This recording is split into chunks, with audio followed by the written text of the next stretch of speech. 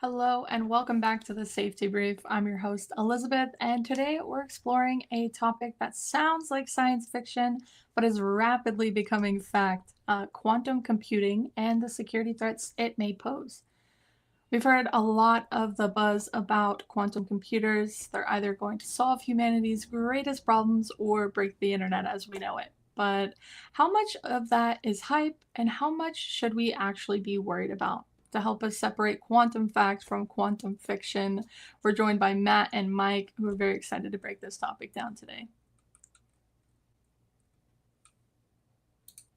Yeah, we're excited to attend the Matt Institute of Technology today because I am nothing close to Doctor Strange. I do not know much about quantum leap and quantum calculators, but we're gonna dig into it. It's a good topic.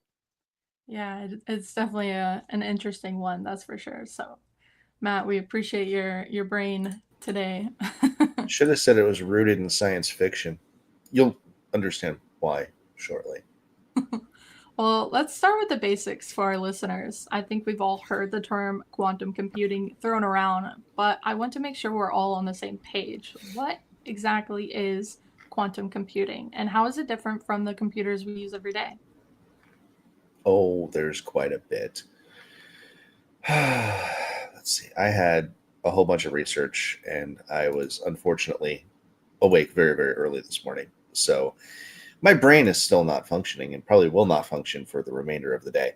Um, so quantum computing is basically it's a completely different style of computational theory.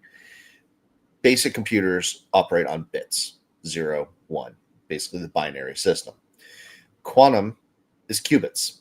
So think about 0, 1, or superpositioning of either of those, of either or both.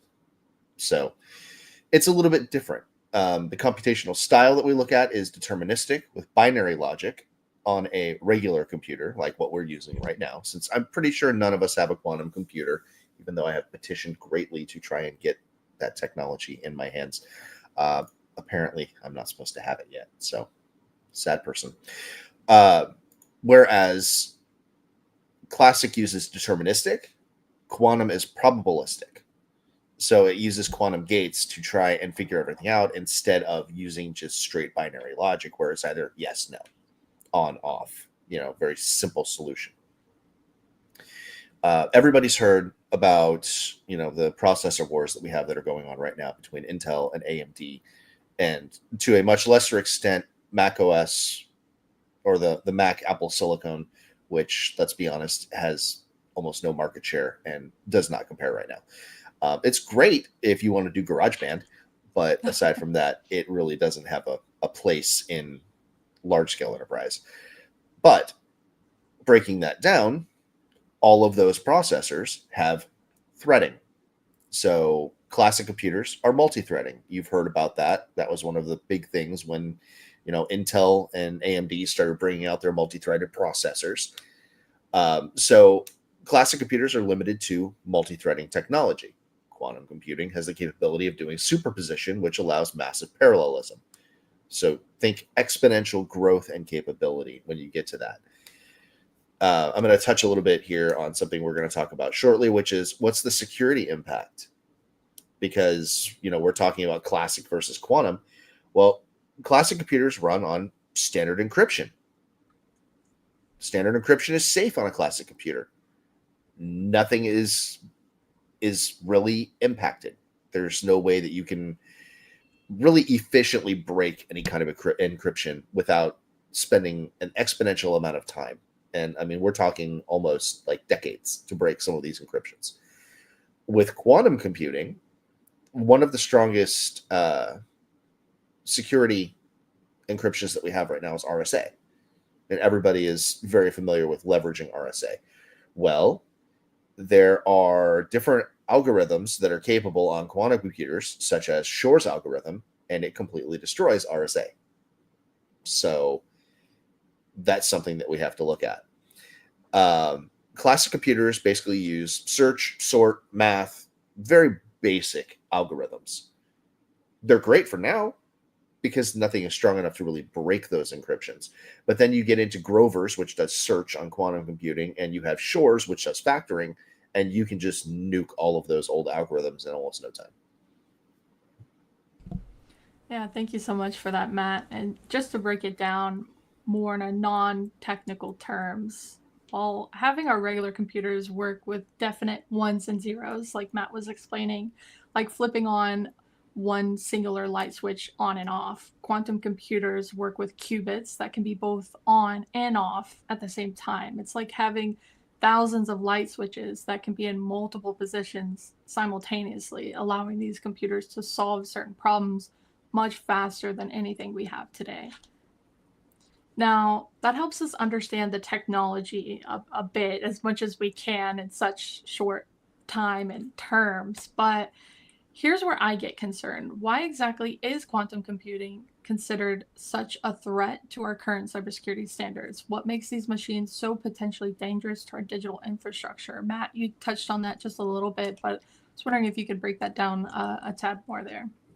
Yeah. So, I mean, as we were touching on, we have different encryption types. Those encryption types are basically our way of keeping data safe, keeping people out of seeing our stuff. Basically, our way of saying, this is my crap, go home. Yeah. Well, quantum computing changes that. So you have basically going from weakest to some of the strongest things that you could actually have. You have RSA, ECC, DSA, AES 128, AES 256, SHA-2, SHA-3, and then you have post-quantum crypto, which are going to be algorithms that are actually being developed post-quantum processing. So why is that good to know? Well, because they've already gone through and done assessments to see how strong those encryption types are against algorithms of a quantum age. So to give an example, when it comes to vulnerabilities, RSA, ECC, and DSA are basically extremely vulnerable. They're of the highest vulnerability. Shor's algorithm took no time to completely nuke them. Like, they are completely broken. At this point, once we get to a quantum age, if you are using either of those three, you may as well just give them a key and say, here's our stuff. Because it's not going to stand up to an attack leveraging even the most basic quantum algorithm of Shor's. Then you have the AES encryption types, which we all know that AES is something commonly used by ransomware groups. Well, there's a reason why it's used by ransomware groups. Anybody shocked? Not us. So AES 128 has a moderate level of threat as in terms of vulnerability.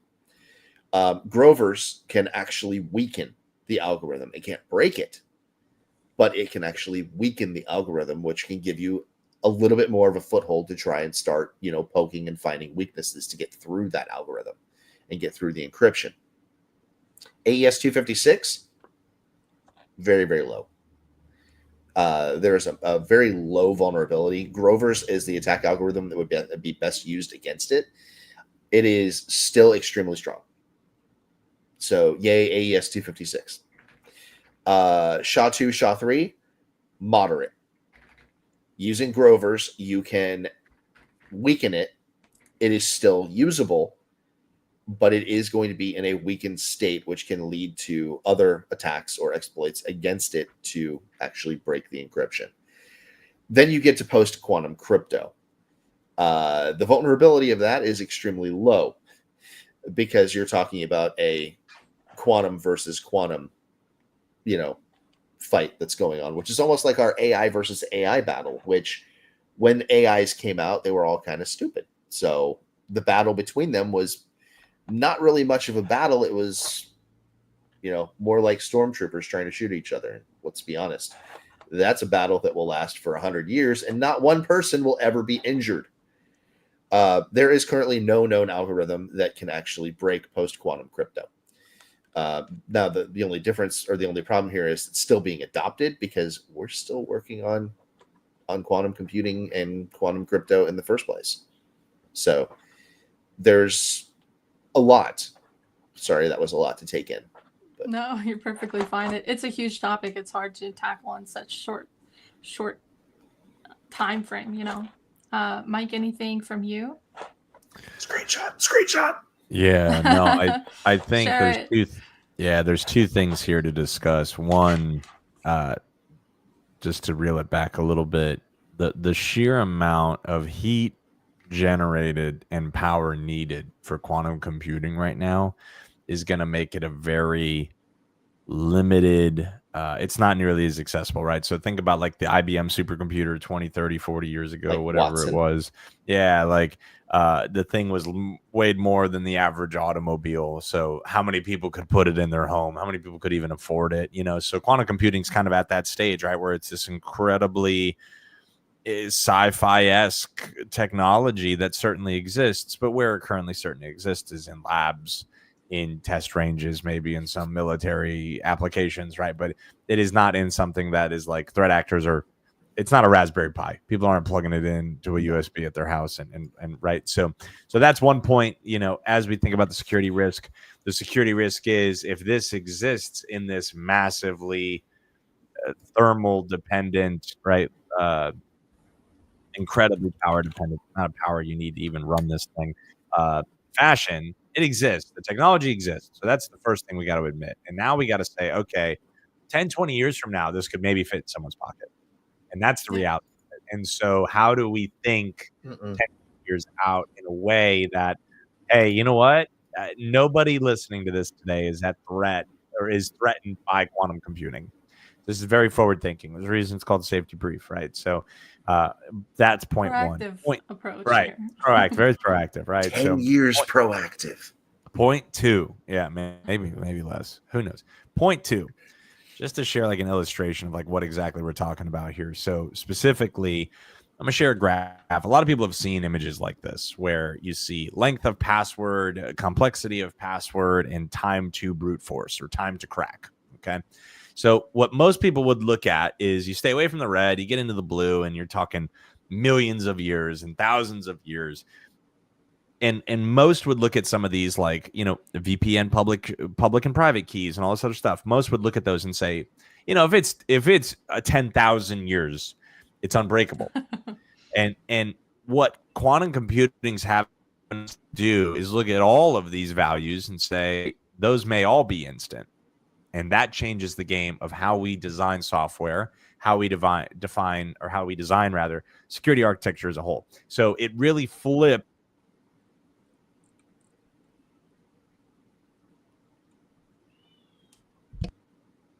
Sorry about that. It really flips. It really flips what we believe to be true around, oh, that's unbreakable, or that's virtually impossible to crack, on its head, right? So that's the biggest thing. I think that if anybody's like, I don't know anything about this stuff, I'm Chat GPT and I'm grokking my way to what does quantum computing mean to a 3-year-old. I get you, we're there. But the reality is the repercussions or the impact's going to be what we have looked at as secure from a reality standpoint is going to be challenged. It's the equivalent of you got doors on your house, you got locks on your windows and locks on your doors. Well, this threat actor can walk through walls. It's going to be that level of holy smokes. Everything we've thought about security is now being challenged because we never considered the possibility of this before. And that's going to be the repercussion of quantum computing, really, like pragmatically, as far as it's going to challenge a lot, and it is challenging a lot. And so that's why we're very forward thinking with this and this topic. But just to paint a picture, as far as if you've seen diagrams like this before, this is just the first one I found on a Google search. Password complexity is good, but this is where you start getting into, hey, eventually at some point, every password is going to be cracked. And then what do we do, right? What is our reliance on passwords? Or at some point, every lock's going to be broken in a matter of seconds. What can we do then? So it's challenging us how we think and how we apply security, as opposed to make the password, the string, the key, the whatever longer, right? Because at some point we're going to be able to do calculations way faster than we can today, and that's a big piece of it. Let's break this down a little bit more, since you brought up the password aspect of everything, and we talked about a little bit about the different types of encryption and how things would be vulnerable. But let's put this in a real world perspective. We talk about using RSA. Okay, RSA is not just a conference out in California where you go to have a party and then forget about it for the next year.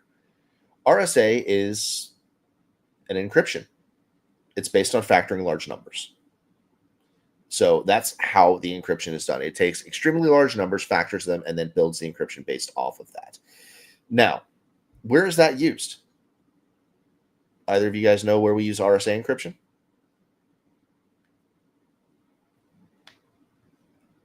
I'll just give you the answer. SSL and TLS, VPNs, digital signatures, email encryption. Email encryption is based on PGP. So that is extremely common things that we use. Everybody uses that. How many people are on a VPN? I know we use VPN regularly. We hear about issues with VPNs all the time. Well, what happens when you can break the encryption of those VPNs? And by the way, you can break them using Shore's algorithm. It makes all of that extremely vulnerable. None of your traffic is now secured. Nothing that you have that is supposed to be considered safe when you're communicating end to end is now safe. It's all wide open because it's not encrypted anymore. It's almost the equivalence of just putting your password in clear text and emailing it to the entire organization saying, please don't use this. Just post it on socials. Basically, I mean, it's almost the equivalence of you putting in, those stupid lists that people put up about what's your favorite color. Where were you born? Okay, well, let me just give you every one of my possible security questions. Here's That's the my equivalence social of that. security number, my Basically. password, my address, everything you need to know. Yeah, basically. Crazy. So now here's the other thing. ECC, which we talked about that. That's, elliptic curve cryptography. You guys know where that's used? Modern TLS and SSL, cryptocurrency, like Bitcoin and Ethereum, and mobile apps. Guess what the status of that one is based on testing of easy quantum? Completely broken. They listed that as one of the easiest encryptions to break. So everybody's saying, oh, Web3. Oh, guess what? Your crap's not safe. You wonder how it's getting stolen? It's because ECC is not a valid encryption. Sorry to say it, but when it gets ripped apart faster than RSA, you kind of reap what you sow in that one. Then you have things that are like DSA and DSS, which is, digital signature algorithm. It's breakable. It's used in code signing and secure software updates. Code signing, software updates. I mean, we're used to things being put man in the middle on those, or poisoning updates, or supply chain attacks. That's just another variable to that. AES, Cha-Cha-20, those kinds that are symmetric encryptions, substantially less vulnerable. Don't have to really, it's going to take a lot more to be able to weaken those. Grovers can actually weaken them, but it's not going to really help. It gives it a quadratic speed up, but it's not going to really break it. And then SHA-2, SHA-3, we know where that is. We use SHA-2 and SHA-3 for, routers and all of that fun stuff. It's going to be weakened. You can't break it. Not yet. Give it 10 years, it'll break. So I have another question for you. I keep hearing this term post-quantum cryptography being thrown around as the solution. Can you break down what that actually means for our listeners? I understand organizations are working on this, but do you know of any progress that's been made? Well, so the fact is, everybody was late to the party on this. Very, very, very late to the party on this. Okay, As usual. NIST, who does all of the standards and technology, didn't even start on this crap until 2016.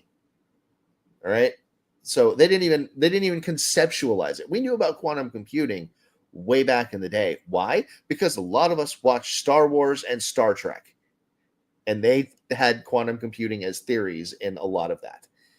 So we were familiar with the concept of quantum computing.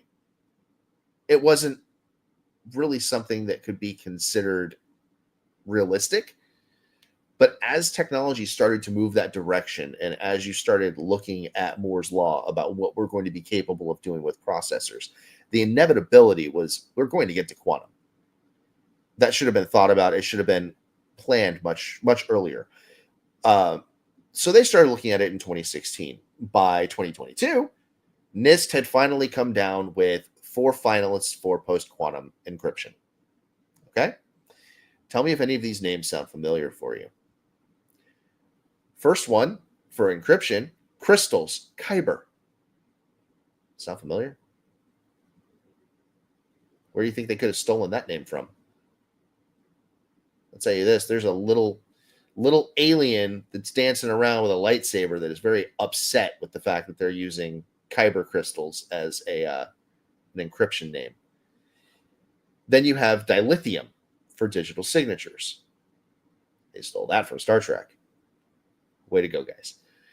Or honored them. I don't know, whichever way you want to look at it. But that's post-quantum encryption for digital signatures. And then you have Falcon and you have Sphinx. Now, the full standards for these are expected to come out in 2024, 2025. I haven't seen the full standards that actually are coming out. I can tell you that you're going to see large companies that will start doing the implementation and adoption of them, along with testing of them. So expectations are Google, Microsoft, Cloudflare, AWS.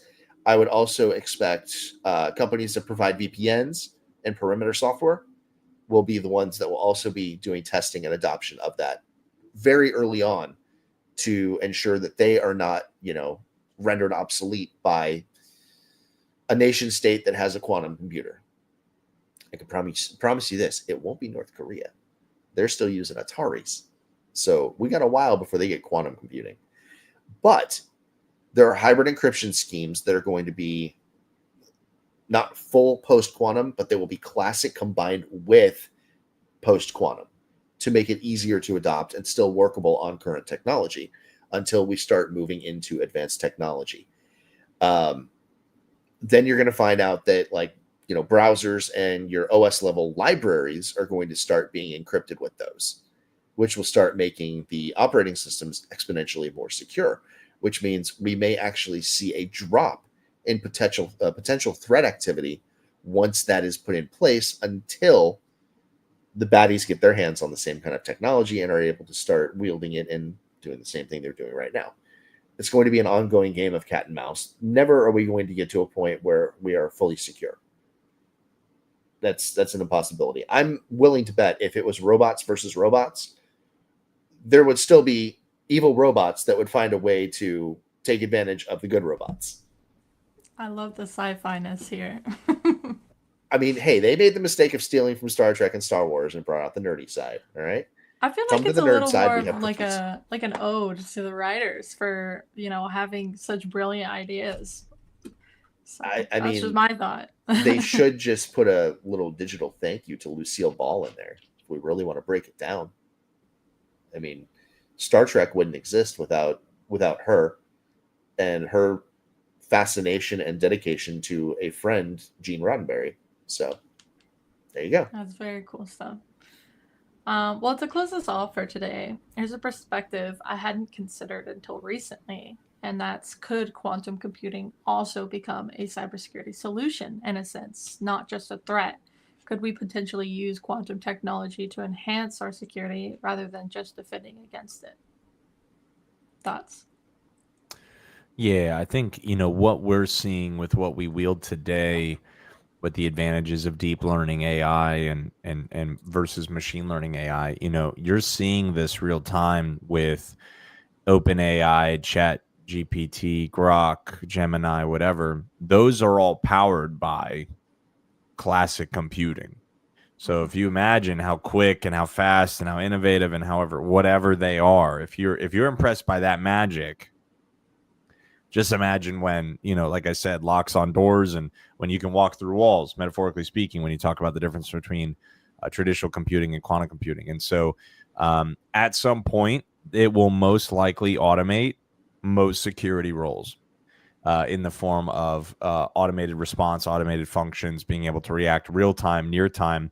Right now, a lot of I'd say coming off the assembly line solutions are still antiquated because they have to be scalable. They have had to find a way for this to run stably on a wide variety of compute. And that's where you have to engineer to the lowest common denominator, meaning if your software has to be able to run on Windows 11, Windows 10, and Windows 7, you have to engineer it in such a way that compute and architecture and code on Windows 7 can run that. So how evolutionary or how next gen you can be is limited. Now, are there some that are end of lifing? Windows 7, certainly. Yep, totally. But I think the reality is we will see something. And, like you said, Elizabeth, specifically to the point of, we've seen this technology now emerge. Who are going to be the first to wield it? And so obviously a lot of the cybersecurity historical frameworks have been reactive, like Matt said, but I think that there is a lot more of a proactive theme in cybersecurity today. I think people are much more forward thinking. I'm talking about security researchers and innovators than they were maybe 20, 30 years ago. I think a lot of the innovation and research happening 20, 30 years ago is how do we stop the threats that we're seeing today? Yeah. And right now with quantum computing and AI and all of these automated, controls, both red team and blue team, I think our cognizant awareness of, okay, hey, we need to build something that is future proof to a certain degree, right? It could be rendered null in 2 years, but I think it's a matter of time before quantum. But again, the difficult thing with quantum being used for security is going to really be, again, the power and the compute you need to use it. And as that becomes more accessible, autopilots existed for a very long time, but where has it been? In 747s and military aircraft. Now you have self-driving cars. And so as the technology becomes more accessible, cheaper to make, cheaper to develop, easier to power, more efficient, right? That's where we'll see leaps and bounds. Like that's a leap in technology. But now if there's a leap in power or thermal cooling in some form or fashion with some rare earth metal or whatever, that's where we'll see a jump. 20 years will become 3 years, And so I think it's going to be interesting to see, but there is definitely things that are happening real time as far as current events and current research around the world that could absolutely give this a jump start quicker than we think. Yeah, that's totally my thought as well, which is why we went with this topic today. Well, we've covered a lot of ground today, from understanding the basics of quantum computing to identifying vulnerable systems and exploring practical steps that we could take now if our listeners do want to keep up with the developments in quantum computing and security. What resources would you recommend they follow? I will also be dropping a few in the comment section and in the description for our podcast listeners as well. Matt, I know you mentioned a couple of resources. Oh, I just read everything that I possibly can. I don't have any specific resources. Alrighty. I'm going to drop some in the comments. And as I said, I will be putting them in the description as well, just for anyone curious out there. Well, Matt, Mike, thank you so much for helping us understand this complex but critical topic a little bit more, as much as we can in such a short time period. To our listeners, remember, while quantum threats might still be on the horizon, the time to prepare and be educated is now. As we always say on the Safety Brief, stay frosty, and we hope to see you next time. Thanks all.